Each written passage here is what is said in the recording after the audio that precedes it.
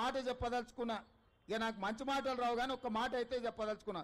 ఎవడైనా శాతనైతే వచ్చి రాజీవ్ గాంధీ విగ్రహం మీద చేయి పెట్టండి బిడ్డ, చెప్పు దిగకపోతే చూస్తా నేను. నీ అయ్యా విగ్రహం కోసం దేశం కోసం ప్రాణాలు ఇచ్చిన రాజీవ్ గాంధీ విగ్రహాన్ని తీస్తావా నువ్వు? నీకు అధికారం అనేది కళలో మాట, కళలో కూడా నీకు అధికారం రాదు. అసెంబ్లీ ఎన్నికల్లో 39 సీట్లు ఇస్తే పార్లమెంట్లో వస్తే 7 సీట్లలో డిపాజిట్ పోయింది, 15 సీట్లలో థర్డ్ ప్లేస్లో వచ్చిన సన్నాసి నీ పార్టీ మళ్ళీ అధికారంలోకి వస్తుందా? నీవు మళ్ళీ రాజీవ్ గాంధీ విగ్రహాన్ని తీస్తా అని మాట్లాడతావా? చింతమడకకు పోతావు బిడ్డ, నువ్వు అనుకుంటున్నావు ఈ చింతపండు అవుతుంది అక్కడికి గిన వస్తే. ఆయనకి ఇప్పుడు తెలంగాణ తల్లి గుర్తొచ్చింది. ఇన్ని రోజులు గాడిదలను కాసినవా? 10 సంవత్సరాలు తెలంగాణ తల్లి విగ్రహం పెట్టలేని సన్నాసి తెలంగాణ గురించి మాట్లాడే నైతిక హక్కు నీకెక్కడదని నేను అడగదలుచుకున్నా. అందుకే పెద్దలు బట్టి విక్రమార్క గారి అనుమతితోని డిసెంబర్ 9, 2024 నాడు సచివాలయం లోపలనే తెలంగాణ తల్లి విగ్రహం పెట్టే బాధ్యత మేము తీసుకుంటాం. డిసెంబర్ 9, 2009 నాడు యూపీఏ చైర్పర్సన్ శ్రీమతి సోనియా గాంధీ గారి నాయకత్వంలో ఈ దేశ ప్రధానమంత్రి మన్మోహన్ సింగ్ గారి క్యాబినెట్ మంత్రివర్గం శ్రీ చిదంబరం గారు తెలంగాణ రాష్ట్ర ఏర్పాటు ప్రకటనను డిసెంబర్ 9 నాడు ప్రకటించారు. ఇదే కాకుండా మన నాయకురాలు శ్రీమతి సోనియా గాంధీ గారి జన్మదినం కూడా డిసెంబర్ 9.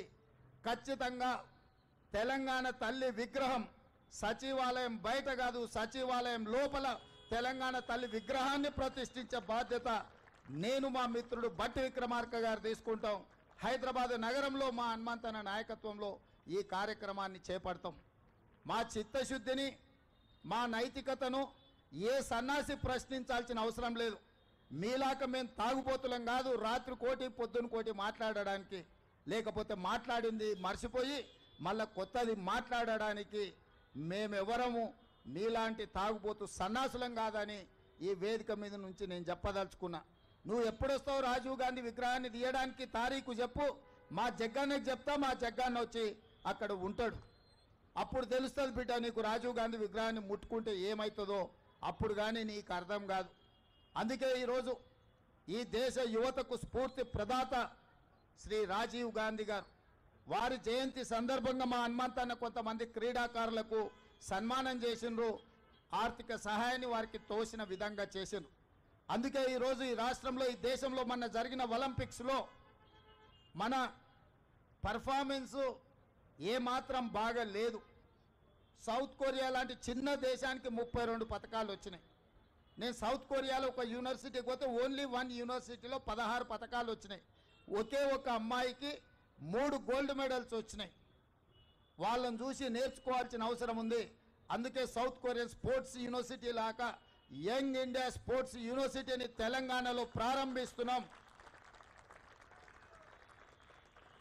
తండాలలో, గూడాలలో, మారుమూల పల్లెల, గ్రామీణ ప్రాంతాలలో ఉన్న క్రీడాకారులను మట్టిలో మాణిక్యాలను వెలికి తీసి రాబోయే ఒలింపిక్స్లో తెలంగాణ నుంచి అత్యధికంగా మెడల్స్ సాధించే విధంగా మేము క్రీడా విధానాన్ని తీసుకురావాలని స్పష్టంగా నిర్ణయించుకున్నాం. ఆ యూనివర్సిటీ పేరు యంగ్ ఇండియా స్పోర్ట్స్ యూనివర్సిటీ.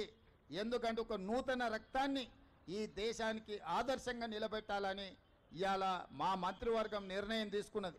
ఇదే కాదు, SC, ST, BC, minority residential స్కూల్స్కి ఒక ఇంటిగ్రేటెడ్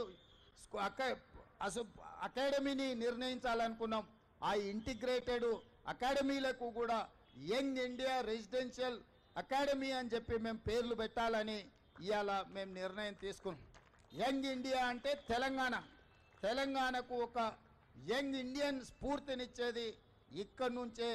కాబట్టి తెలంగాణ నుంచి ఈ యంగ్ ఇండియా అనే పదము 1920 నుంచి 1931 వరకు మహాత్మా గాంధీ గారు స్వతంత్ర పోరాటంలో ఒక పత్రిక నడిపినారు. ఆ పత్రిక పేరు యంగ్ ఇండియా. శ్రీ మహాత్మా గాంధీ గారి స్ఫూర్తిగా ఇవాళ తెలంగాణ రాష్ట్రం యంగ్ ఇండియా స్కిల్స్ యూనివర్సిటీని ప్రారంభించింది. తొందరలోనే యంగ్ ఇండియా స్పోర్ట్స్ యూనివర్సిటీని ప్రారంభించుకోబోతున్నాం.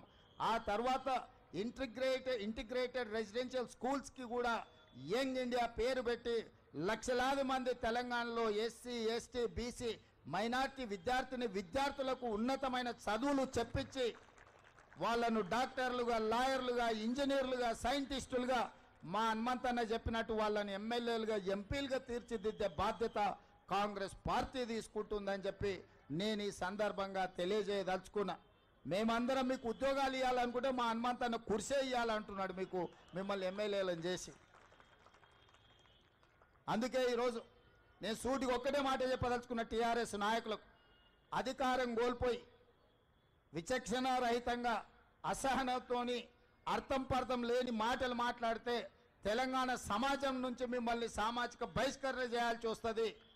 శ్రీ రాజీవ్ గాంధీ గారి విగ్రహం యువతకు ఒక స్ఫూర్తి. ఈ యువత ఈరోజు సాంకేతికంగా రాణించిండ్రు.